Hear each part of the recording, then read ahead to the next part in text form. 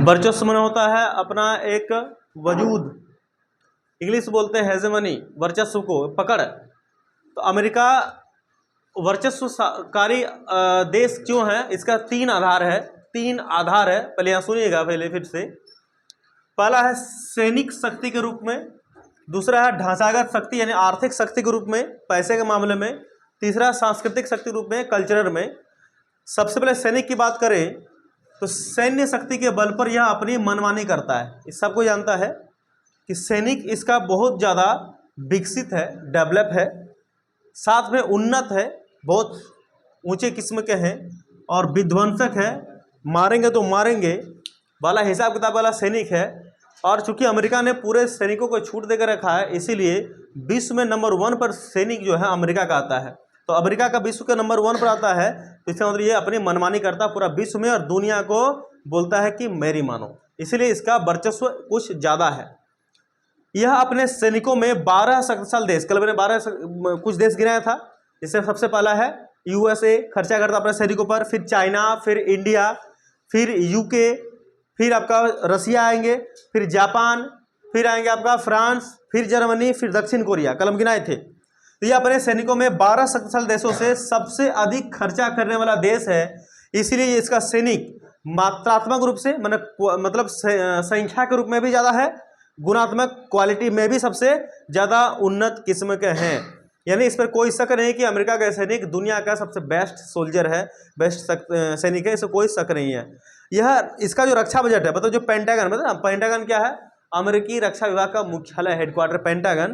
तो पेंटागन क्या करता है कि पेंटागन हमेशा अनुसंधान, रिसर्च करता है और सैनिकों के विकास पर पैसा खर्च कर सबसे ज़्यादा करता है।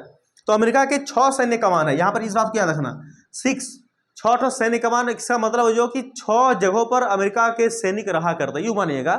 पहला है, यहाँ पर इसको थोड़ा ध्यान दीजिएगा, इस समझ आपको नहीं आएगा। जहाँ देखो सबके आगे में यूएस है, सबके आगे में यूएस है। यूएस का मतलब ही है यूएसए यानी अमेरिका वाला, ठीक है ना, यूएस बना अमेरिका। और यहाँ पर देखिए ये अफ्री बना हो गया अफ्रीकन, यानी अफ्रीका महाद्वीप में अमेरिका का सैन्य कमान है। साथ में सेंट लिखा हुआ है और सबके लास्ट में कॉम लिखा हुआ है ना, कॉम यानी कमान, सेंट लिखा हुआ। सेंट मतलब होता है सेंट्रल एशिया, और सेंट्रल एशिया आपको पता है कजाकिस्तान, तुर्कमेनिस्तान, उज्बेकिस्तान, आपको पढ़ाया था ना, वो सब तान वाले जो है पाकिस्तान अफगानिस्तान को छोड़कर जितने भी सेंट वाले तान वाले हैं वो सब सेंट्रल एशिया, मध्य एशिया देश है। वहाँ पर भी अब अमेरिका के सैनिकों का अड्डा है, मतलब कमान है। ईयू मतलब यूरोपियन यूनियन जिसको बोलते हैं, वहाँ पर यूरोप वाला भी क्षेत्र में अमेरिका का सैन्य कमान है। साथ में नॉर्थ मतलब उत्तरी अमेरिका में भी सैनिक कमान है अमेरिका का। पीए का मतलब होता है पैसिफिक, जो प्रशांत महासागर के आसपास जो क्षेत्र है वहाँ पर भी जो है इसका कमान है। और साउथ मतलब तो जानते हैं साउथ अमेरिका, वहाँ पर भी टोटल 6 सैन्य कमान है। और कहते हैं जिसका सैनिक है, इनके सैनिक के 4 लक्ष्य हैं, 4 लक्ष्य है। और 4 लक्ष्य में जो पहला लक्ष्य है वो जीतना, इनका एक ही लक्ष्य है कि हम जीतेंगे। दूसरा है अपरोध करना। तीसरा है अगर पकड़े गए तो दंड मिलेगा और कानून व्यवस्था स्थापित करना। तो ये चौथा वाला है ना, कानून व्यवस्था स्थापित करना, ये हर जगह लागू नहीं होता, बाकी तीनों लागू होते हैं। जीतेंगे, अवरोध करेंगे, दंड देंगे, लेकिन कानून व्यवस्था हर जगह मतलब लागू नहीं होता। जैसे कल आपने पढ़ा था, कहाँ पर लागू नहीं होती जी, देखिए कल आपने पढ़ा था कि अमेरिका ने इराक पर आक्रमण किया तो अमेरिका, जैसे आप इसके पहले एक बार चलते हैं कि अमेरिका ने जब इराक और कुवैत पर आक्रमण हो रहा था 1990 में, जरा यहाँ थोड़ा गौर कीजिएगा, अच्छा, ताकि आपका पीछे रिवीजन में हो जाए और कुछ शब्द भी आपको समझ में आ जाए। 1990 याद है, अगस्त 1990 में इराक ने कुवैत को कब्जा कर लिया, पढ़ाए थे हमने। जब कब्जा कर लिया तो पूरे विश्व के लोगों ने इराक को समझाया कि भैया ये गलत है, कुवैत को छोड़ दो, लेकिन इराक ने नहीं माना। तब यूएनओ ने ऑर्डर दिया कि जैसे भी हो, बल से या जैसे भी हो, इराक के कब्जे से कुवैत को छुड़ाओ, अनुमति प्रदान कर दिया। तब जाकर अमेरिका और प्लस में 33 देश, यानी कितना देश हो गए थे, 34 देशों की सेना ने मिलकर, यानी कितने सैनिक थे, 6,60,000 सैनिकों ने मिलकर इराक के कब्जे से कुवैत को छुड़ाया था। याद आ रहा आपको, छुड़ाया था ना। वो कौन सी घटना थी, ऑपरेशन डेजर्ट स्टॉर्म, प्रथम खाड़ी युद्ध, आपको याद है। उसी प्रकार सेम उसके नेक्स्ट में क्या होता है, एक और होता है जहां पर इराक और अमेरिका में लड़ाई होती है। वहां पर 34 देश था, अब इराक और अमेरिका में लड़ाई होती है, मतलब अमेरिका ने इराक पर आक्रमण किया, और जब आक्रमण किया तो इसकी अनुमति इस बार यूएनओ ने नहीं दिया।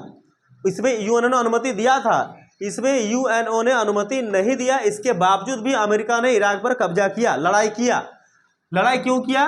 जब अमेरिका से पूछा तो अमेरिका ने दो जवाब दिया।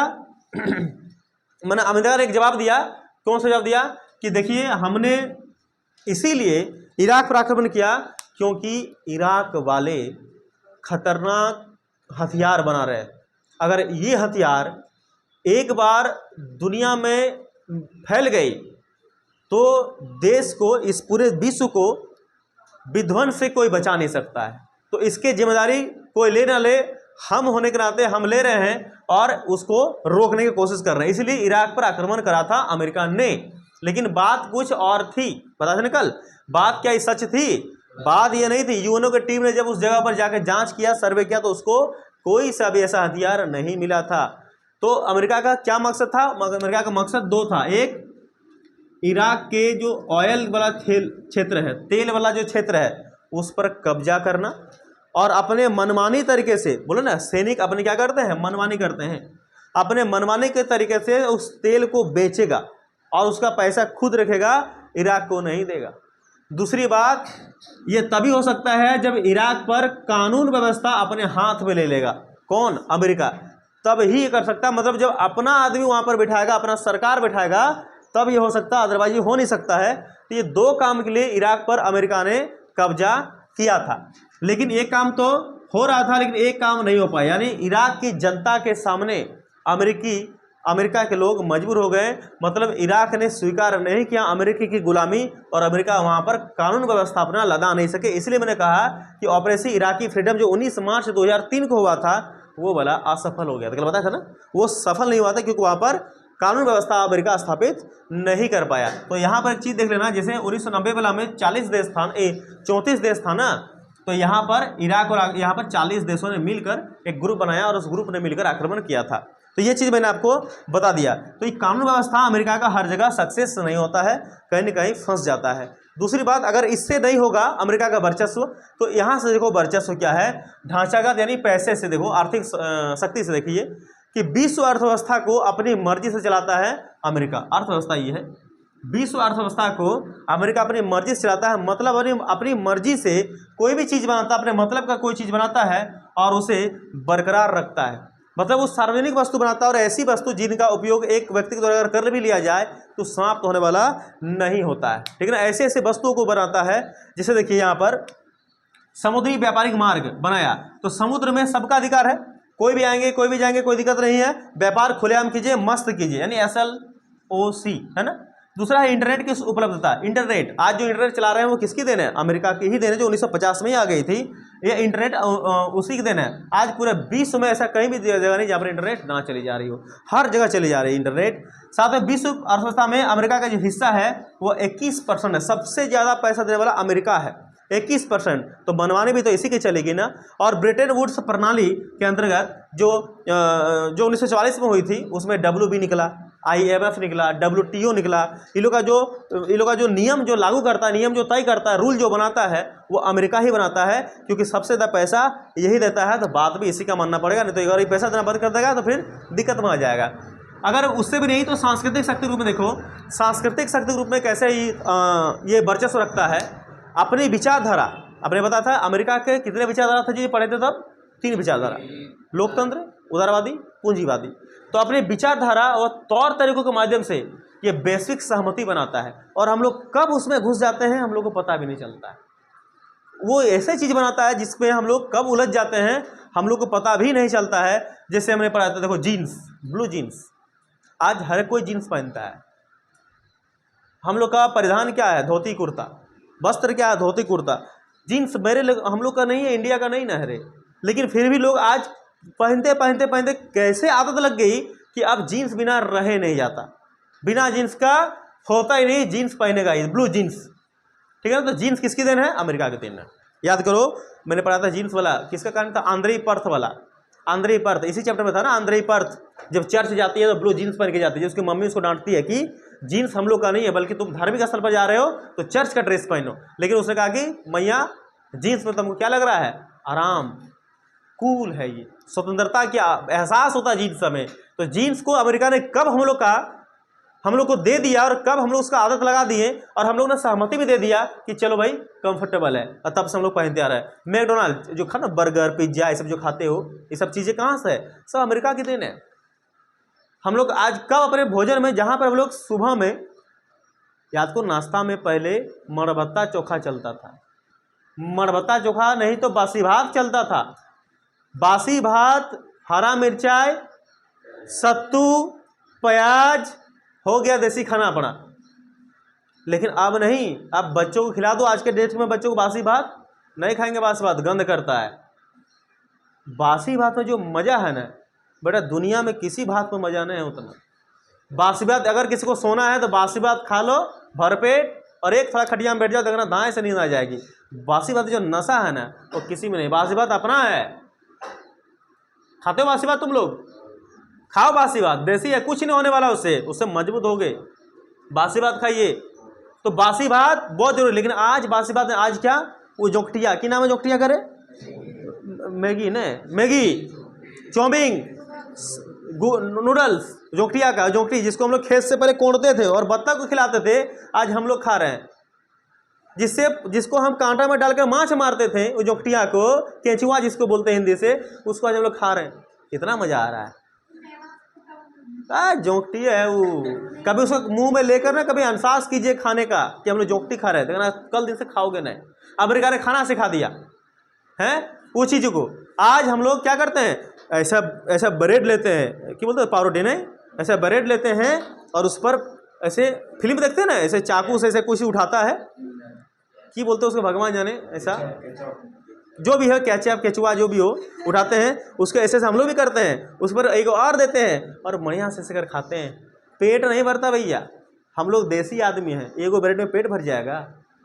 एक थाली खाते तो ये नहीं भरता, तो एगो ब्रेड में पेट भर जाएगा। फुटानी दिखाते हैं कि देखो और डका लेते हो गया है, और पानियों पियो स्टाइल से।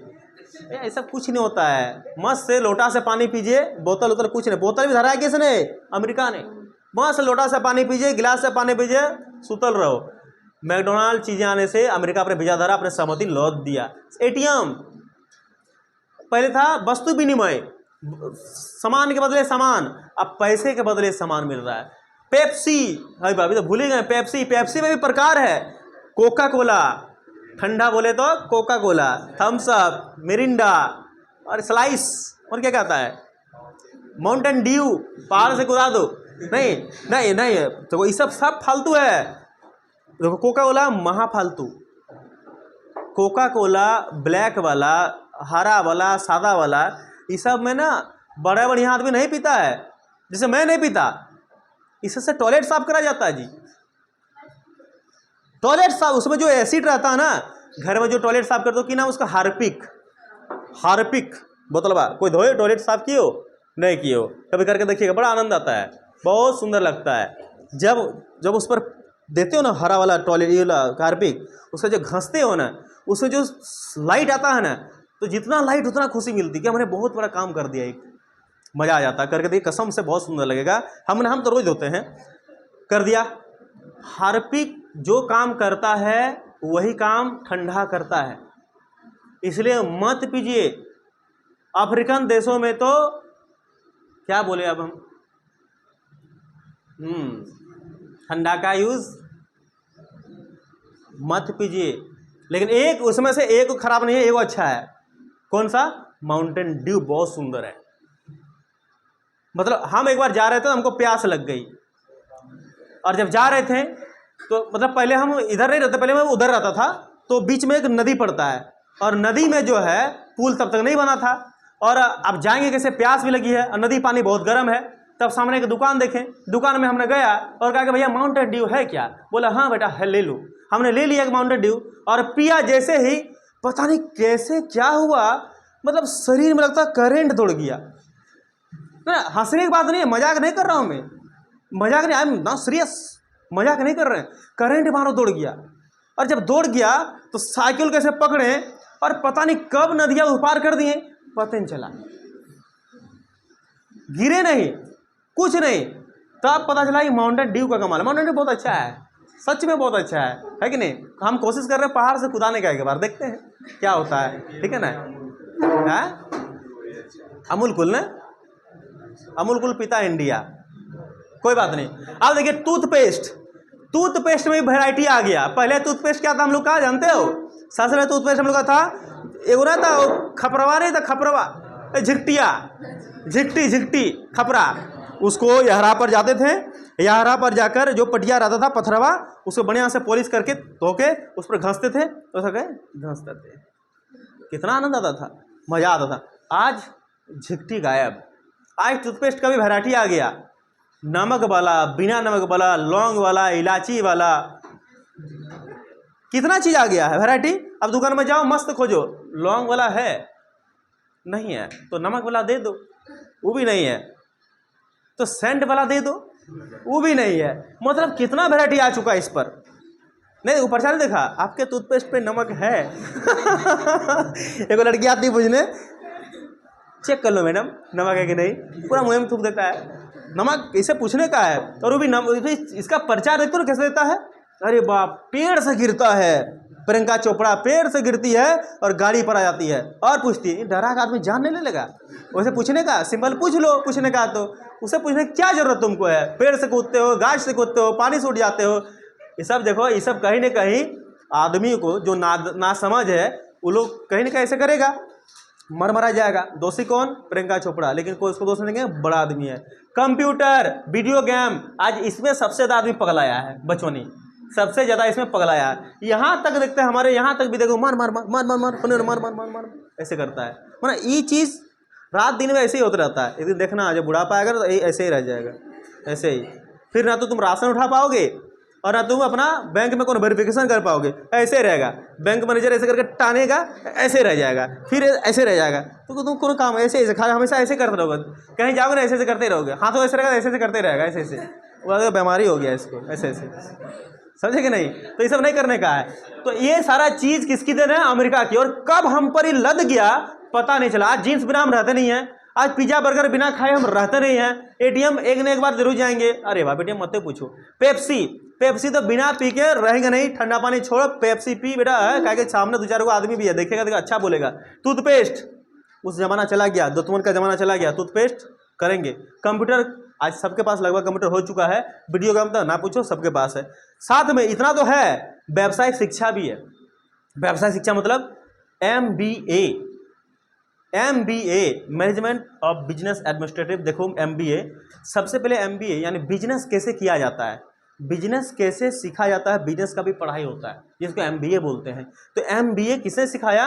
अमेरिका ने सिखाया कि MBA कीजिए, बिजनेस कीजिए, बिजनेस करने से बहुत पैसा है, बिजनेस करना अच्छी बात है। तो एक जगह है पेंसिल्वेनिया, याद है वही पेंसिल्वेनिया जहाँ पर जाके जहाजवा गिरा था जिसे खेत में, वही पेंसिल 9/11 में। तो पेंसिल्वेनिया विश्वविद्यालय जिसका नाम है व्हाइटन स्कूल, जहां पर 1881 में MBA का कॉलेज खुला, विश्वविद्यालय खुला 1881 में अमेरिका के पेंसिल्वेनिया के में, और स्कूल का नाम था व्हाइटन स्कूल।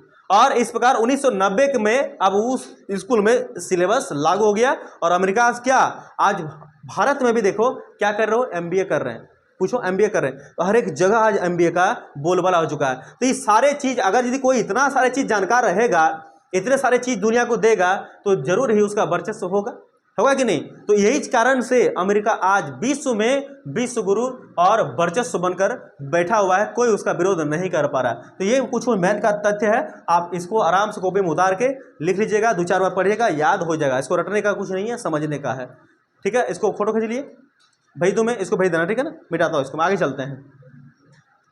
यहाँ क्या लिखा है कि भारत अमेरिका संबंधों को लेकर 3 संभावित रणनीतियाँ क्या है। भारत ही क्यों, रसिया क्यों नहीं, चाइना क्यों नहीं, या अदर देश और क्यों नहीं? अरे भैया हम भारत में पढ़ते हैं ना, तो हम लोग अपना ही देश का ना संबंध देखेंगे अमेरिका के साथ कैसा है। तो भारत अमेरिका संबंधों को लेकर 3 संभावित रणनीतियाँ कि कैसा क्या करना चाहिए। तो पहला है कि भारत मतलब 3 लोगों के से पूछा गया कि अमेरिका भारत का संबंध कैसा होना चाहिए या फिर कैसे क्या करना चाहिए। तो 3 ठो प्रश्न आया, 3 ठो उत्तर आया। पहला उत्तर आया, ऐसा नहीं करो, 3 उत्तर क्या आया देखिए।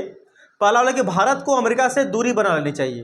किसी ने कहा, सजेस्ट किया ऐसा कि भारत को अमेरिका से क्या करना चाहिए, दूरी बना लेना चाहिए। दूरी समझते हो ना, उससे ना मिलो तभी बेहतर है ना, हटा दो उसको, वो बहुत ईगो वाला पर्सन है, दूरी बना लो उससे।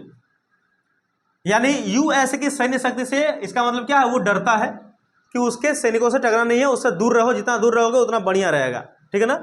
यानी कोई किसी ने कहा कि भारत को अमेरिका से दूर होना चाहिए, क्यों, क्योंकि सैनिक शक्ति उसका बहुत मजबूत है, सकोगे नहीं, दूर रहो, मस्त रहो, स्वस्थ रहो और खुश रहो। किसी दूसरे ने कहा कि यूएसए के साथ रहकर, मतलब उसे दूर नहीं होना चाहिए, उससे दूर रहकर फायदा नहीं है, बल्कि देखो बुद्धिमान व्यक्ति वो होते हैं ना जो अचानक से किसी से दूरी नहीं बना लेते हैं, वो चीज़ों को समझते हैं, मतलब मौक़ों को समझते हैं, फिर वो कुछ कदम स्टेप उठाते हैं। तुरंत ही कोई चीज़ें अचानक से दिमाग में लोड नहीं लेना चाहिए। यूएसए के साथ रहकर मतलब उसे दूरी नहीं बनानी चाहिए, जो इसने कहा उसको ही कटाक्ष कर रहा है कि दूरी नहीं बनानी चाहिए, बल्कि अमेरिका के साथ रहकर उसके वर्चस्व का फायदा उठाना चाहिए। जैसे आप देखते होंगे, अब बताते हैं, क्योंकि मिलकर काम करने से दोनों देशों को क्या होगा, फायदा होगा। आप देखते हो ना, आप देखते होंगे, अगर घर में कोई एक लड़का, घर में कोई एक व्यक्ति अगर पुलिस है, मान लो एक पल के लिए, इंडिया की बात बता रहा हूँ, बाहर के नहीं, इंडिया की बात पढ़ रहे हैं, कोई एक व्यक्ति अगर पुलिस है, घर का कोई एक सदस्य पुलिस है, तो उस घर में अगर यदि 10 गो गाड़ी है ना, 10 गाड़ी में पुलिस लिखवा दिया, देखो कि नहीं, वो जो लोगो रहता है, कोई छाप रहता है रंग कलर वाला नेम प्लेट पर, और लिखा दिया पुलिस। मतलब क्या होता है कि एक आदमी पुलिस है तो उसका फायदा कैसे उठा रहा है, सब आदमी उठा रहा है। अगर कहीं कुछ हुआ देखेगा पुलिस आ जाएगा, समझ बात को। जिससे देखते हो ना आप, इधर भी, इधर का विधायक तो है रणधीर कुमार सिंह जी, अब उसका जो चेले लोग हैं, जो उसके कार्यकर्ता लोग हैं, वो सब आगे लिखा लिया रणधीर कुमार सिंह कार्यकर्ता। रणधीर कुमार सिंह ने क्या लिखा था, एक तो लिखा था ना, कुछ लिखा देता है, तो अगर कुछ भी लफड़े हो तो अच्छा इसका सैनिक वाला आदमी है, तो चलो इसको हटा दो। तो इस तरह करके क्या होता है कि हम लोग को भी वो ऐसे ही करना चाहिए। हम लोग को क्या करना चाहिए, मौकों का फायदा उठाना चाहिए, मतलब बहती गंगा में हाथ धो लेना चाहिए। ऐसे नहीं कि अपना को वर्चस्व साबित करके क्या कर लोगे। इस दुनिया में रहना है तो मिलकर ही रहना पड़ेगा, मिलकर नहीं रहोगे तो अगले जिंदा दिन तक, अगर आपको काबिलियत है तो सर्वाइव कीजिए। जैसे इंडिया में काबिलियत था, इसीलिए वो ना तो नाटो में गया, ना तो सोवियत संघ के ग्रुप वार्सा में गया, याद है ना। वो अपने एक अलग गुट बनाया जिसको गुट निरपेक्ष आंदोलन नाम रखा है, NAM, नॉन अलाइनमेंट मूवमेंट। 1956 में उसको बैठक की और 1961 में उसका पहला सम्मेलन किया जिसमें 25 देश आए हुए थे, ठीक है ना। तो अगर हिम्मत है तो भारत जैसा वो अकेले चलो, और नहीं तो फिर मिलकर रहने से ही फायदा। हम तो बोलते हैं मिलकर रहने से ही फायदा है कि नहीं, बताइए आप। अकेले रहना अच्छा लगेगा, बिल्कुल नहीं, मिलकर रहिए, फायदा होगा। तो यूएसए के साथ रहकर उसके वर्चस्व का फायदा उठाना चाहिए, उससे अलग नहीं होना चाहिए, क्योंकि अगर मिलकर रहेंगे ना तो दोनों देशों को फायदा होगा, उसको भी होगा तो निश्चित है तुमको होगा। अगर ये रणधीर सिंह को फायदा हो रहा है तो निश्चित उसके कार्यकर्ता को फायदा हो रहा है, नहीं तो फिर उसको कहीं दौड़ता पीछू में, कुछ तो फायदा हो रहा है, कहीं तो फायदा हो रहा है। तीसरा व्यक्ति बोल रहा है कि विकासशील देशों के साथ गठबंधन बनाओ। ये विकसित देशों के साथ क्या बना रहे हो, ये तो विकसित देश है ना, ये तो डेवलप कंट्री है अमेरिका, इसके साथ गठबंधन बनाने का फायदा नहीं है। विकासशील देशों के साथ भारत को गठबंधन बनाना चाहिए, और जब गठबंधन मजबूत हो जाए तब छोड़ दो। वाह, कितना गलत सिखाया ही है, छोड़ दो। तो यही कहा है कि अमेरिकी वर्चस्व से निपटने के, आप बताओ कि अमेरिकी वर्चस्व, ये तो सुन लिए लोगों का कहानी। अब आप बताइए अपने तरीके से कि अमेरिकी वर्चस्व से अगर निपटना हो, अमेरिकी वर्चस्व को अगर हमें नहीं झेलना तो हम क्या करेंगे। तो सबसे पहला पॉइंट लिखा है कि देखिए कि भारत को, चाइना को, रसिया को आपसी मतभेद भुलाकर, मतभेद मतलब कहीं ना कहीं इसके मन में ये लोग का आपस में झगड़े हैं, है ना। जैसे देखो भारत का चीन के साथ अच्छा दोस्ती नहीं है, रशिया का चीन के साथ अच्छा दोस्ती ही नहीं है, भारत और रशिया तो एकदम दोस्त है। तो ये तीनों को अगर अमेरिका को हराना है या अमेरिका के वर्चस्व समाप्त करना है, इस तीनों को आपस में मिल जाना चाहिए, भारत को, रशिया को, चाइना को। आपसी मतभेद भुला दो, लेकिन मिलकर अगर रहोगे तो अमेरिका का शक्ति कम पड़ जाएगी। दूसरा बात, बैंड वैगन नीति अपनाकर, हाँ ये बहुत बड़ा क्वेश्चन है, देख लीजिएगा ये नीति, बैंड वैगन नीति क्या है, क्वेश्चन पूछेगा बैंड वैगन नीति है क्या। तो यहीं पर समझ लो आप कि बैंड वैगन बोलते कि अगर यदि बैंड वैगन नीति अपनाएंगे ना तब भी अमेरिका के वर्चस्व को निपट लगेंगे, यानी मजा को, अमेरिका के शक्ति को खत्म कर देंगे। इसका मतलब होता है कि वर्चस्व वाले देशों का विरोध के बजाय अवसरों का लाभ उठाते हुए विकास करना, वही चीज लिखा है। क्योंकि ये वाला यही वाला बात नहीं कहा है। देखो ये बात और ये बात मिल रहा है कि नहीं, ये बात मिल रहा है ना। ये भी क्या कहा कि अमेरिका का विरोध मत करो, बल्कि उसके साथ रहकर उसका फायदा का मौका का फायदा का लाभ उठाओ, अपने को भी विकास करवाओ। वही बात यहाँ कहा है बैंक नीति कि वर्चस्व वाले देशों का साथ दो, उसका विरोध मत करो, और अवसर जब जब मिलेगा आपको उसका लाभ उठा लो और अपने को भी विकास कराओ। ये बुद्धिमानी है। तीसरा बोला है कि कोई देश अपने आप को यूएसए की नजरों से छिपा ले। अगर तुम देखो हिम्मत नहीं है तो अपने को गायब कर लो। मतलब ये वाला बात किसने कहा, ये कहा है ना। देखिए ये दोनों बात मिल रहा है कि नहीं। किसी ने कहा कि भारत को अमेरिका से दूरी बना लाना चाहिए, वही यहाँ लिखा है कि ये काम करो। अगर तुम्हारी हिम्मत नहीं है, उसके साथ मिलकर काम नहीं करोगे, या उसका विरोध करने की भी आपके पास शक्ति ताकत नहीं है, एक काम करो, अपने आपको क्या कर लो, यूएसए की नज़र से छिपा लो, मतलब अपना रास्ता अलग कर लो। तो ये बताओ, इंडिया क्या छोटा सा देश है जो छिप जाएगा?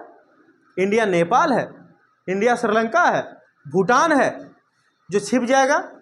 इंडिया बहुत बड़ा देश है, वो छिपने वाला नहीं है। तो कब तक छिपेगा? तो छिपने की बजाय या तो ये करो या और कोई ऑप्शन नहीं। यही वाला आपको बेस्ट ऑप्शन लग रहा है। ये तीनों में से ये अच्छा ऑप्शन है। दूरी बनाने का फायदा नहीं है। और विकासशील देश, तुम भी विकासशील, भारत भी विकासशील है, क्यों दूसरे के विकासशील का जान मारोगे? बल्कि ये वाला करो, उसके साथ रहकर सीखो, चीज़ों को जानो। तो हमें छिपना नहीं है, हमें कदम से कदम मिलकर चलना चाहिए। या अगर चौथा पॉइंट है कि अगर संस्थाएं विरोध करें ना, तब हो सकता है, जैसे स्वयंसेवी संगठन, मीडिया, बुद्धिजीवी सब मिलकर यूएसए की वर्चस्व का विरोध करे तो हो सकता है। आज के डेट में मीडिया बहुत बड़ा पावर है ना। आज के डेट में मीडिया बहुत बड़ा पावर है। खाली वो कैमरा लेकर माइक लेकर चले जाओ, बस उसको छोड़ दो। देखना आप आदमी जागरूक हो चुका है, सही गलत का फैसला कर लेता है। तो आज के डेट में मीडिया बहुत बड़ा पावर है। तो अगर यदि ये लोग वर्चस्व का विरोध करें ना, तब भी पॉसिबल हो कि अमेरिका थोड़ा सा डाउन हो जाए।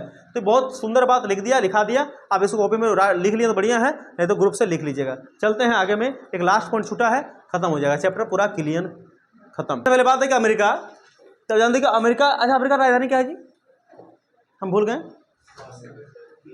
वाशिंगटन डीसी का फुल फॉर्म क्या होता है? District of Columbia. वाह, रोशन सरकार ने जन्म ये दिया है, उत्तर दिया है। अमेरिका, तो अमेरिका का जो है, आप जानते हो कि अमेरिका में जो आबादी है, जैसे इंडिया में अपना 140 करोड़ है, टॉप मोस्ट कंट्रीज है इंडिया का, विश्व का इंडिया। अमेरिका का अगर मैं बात करूं कि अमेरिका की आबादी की बात करूं, देखिए आबादी यानी पॉपुलेशन अमेरिका का है लगभग 33 करोड़। ठीक है, 33 करोड़ अमेरिका का कुल जनसंख्या है। उनमें से अगर बात करूं भारत का, भारतीय, तो उसमें भारतीय कितने हैं? नो रुको, भारतीय कितने हैं? तो अमेरिका में जो भारतीय हैं, यानी जिसको अमेरिकन भारतीय बोल सकते हैं, अमेरिका में जो भारतीय है वो 48 लाख के करीब है। और अगर बोलोगे वीजा वाले कितने हैं, देखिए वीजा वाले, अमेरिका में वीजा वाला कितना रहता है, तो वही 16 लाख के करीब जो है ना वीजा वाला रहता है। और अगर मैं बोलूँ अमेरिका में जन्म कितने लोगों का हुआ, अमेरिका में इंडिया वाला कितने लोग जन्म लिए हैं, तो 10 लाख के करीब जो है इंडिया वाले अमेरिका में ही जन्म लिया है। आई बात समझ में? तो कहते हैं कि अमेरिका, मतलब रिपोर्टों की अगर मानो ना, न्यूज़ों की अगर मानो, तो सबसे ज़्यादा अगर लोग कहीं रहते हैं तो अमेरिका में ही लोग रहते हैं, इंडिया वाले। ऐसा एक भी देश नहीं जहाँ इंडिया वाले नहीं रहते हो। हाँ, एक देश है जो सबसे छोटा देश, क्या नाम है इसका, विश्व का सबसे छोटा देश, वेटिकन सिटी, जहाँ पर इंडियन नहीं रहते हैं, जहाँ पर इंडियन नहीं रहते। बाकी लगभग हर एक देश में, अमेरिका बोल लो, रसिया बोलो, जापान बोल रहे, यूएई बोल लो, सब जगह में जो है इंडियन वाले रहते हैं। तो सबसे ज़्यादा रहता है अमेरिका में। तो बताओ, अब यदि 48 लाख लोग अमेरिका में इंडिया रहते हैं, जिनमें से 10 लाख लोग का तो जन्म ही वहाँ हुआ है, 16 लाख वाला वीजा वाले हैं, तो अमेरिका का भारत के बिना काम चलेगा? नहीं चलेगा। कहते 33 लाख या 36 लाख के करीब तो यूएई में, सऊदी अरेबिया में, दुबई में तो इंडिया वाला रहता है। 33 लाख के, 33 लाख में 33%, 33 लाख के करीब है, समझिए कि नहीं, 33%। तो देखिए सॉफ्टवेयर के क्षेत्र में, अरे सॉफ्टवेयर समझते हो ना, कंप्यूटर वाले, सॉफ्टवेयर के क्षेत्र में यूएसए को जो निर्यात करता है भारत, तो 65% चीज निर्यात करता है। बोइंग जो कंपनी है जिसमें रॉकेट, उपग्रह, जहाज वोज का जो चीजें बनती है, उसमें 35% जो कर्मचारी है ना, जो वहाँ पर लोग हैं जो काम करते हैं उस कंपनी में, जो टेक्नोलॉजी वाला है व्यक्ति हैं, टेक्नीशियन जो है, वो टेक्नीशियन जो है 35% टेक्नीशियन इंडियन है, जो अमेरिका में रहकर बोइंग कंपनी अमेरिका का है उसमें काम करते हैं। 35% तो भारतीय हैं। अगर 100 आदमी है तो 35 आदमी तो भारतीय है, मिलकर काम करते हैं। सिलिकॉन वैली में 3 लाख लोग भारतीय काम करते हैं। सिलिकॉन वैली, अरे जहाँ चिप बनता है ना, चिप बनता है माइक्रो, इसका जो चिप बनता है कंप्यूटर का, जो चिप बनता है सिलिकॉन वैली, तो अमेरिका के जो सिलिकॉन वैली है वहाँ पर 3 लाख लोग तो भारतीय लोग काम करते हैं। अच्छा, भारत का सिलिकॉन वैली किसको बोलते हैं? मतलब भारत में कौन सा जगह जहाँ पर उस तरह का चीज़ें बनती जो अमेरिका में बनती है? भारत कनाडा भारत में है। कर्नाटक का बेंगलुरु है ना, बेंगलुरु को बोलते हैं सिलिकॉन वैली इंडिया वाले।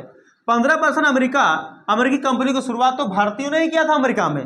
तो अगर इतने चीज को जानने के बाद भी हम बोलेंगे कि भारत अमेरिका के साथ क्या संबंध है, तो भैया आपने किताब तब फिर नहीं पढ़ा, या फिर अमेरिका और भारत के बीच में आप चीज़ों को नहीं जानते हो, ठीक है ना। उसके अलावा मैंने आपको एक तथ्य, एक फैक्ट दिया है, इसी को आप जान लीजिएगा। तो बिना इंडिया का अमेरिका कुछ भी नहीं है। इसको लिख लिया है तो बढ़िया बात है। चैप्टर मेरा यहाँ पर कंप्लीट होता है, सारा चीज़ मैंने बता दिया। होमवर्क रोजाना जाता है, होमवर्क कृपया बनाइए। होमवर्क भेजते नहीं है, इसका बहुत दुख हमें है, लेकिन हम कुछ कर नहीं पाते हैं। हम एक ही दिन में करें, ओफन जी।